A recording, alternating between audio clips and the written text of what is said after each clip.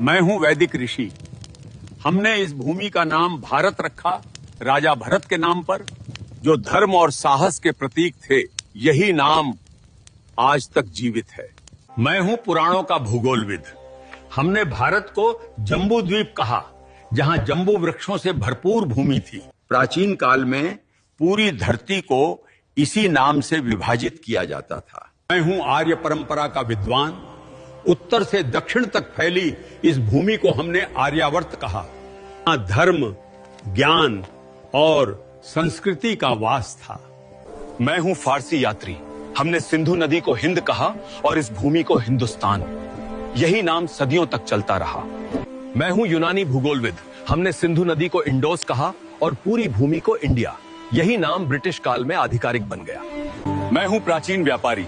भारत की सोने जैसी भूमि के कारण हमने इसे सुवर्ण भूमि कहा। सोने, मसालों और धन की धरती। मैं हूं अरबी नाविक। हमने इस धरती को अल हिंद कहा। सागर, मसाला, व्यापार और ज्ञान की भूमि।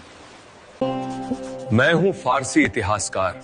हमने इस देश को हिंद कहा, जो सिंधु नदी से निकला नाम है। मैं हूं पुराणों का कथावाचक। इस उपमहाद्वीप को हमने भरतखंड कहा, राजा भरत की विशाल भूमि। मैं हूं चीन का भिक्षु यात्री।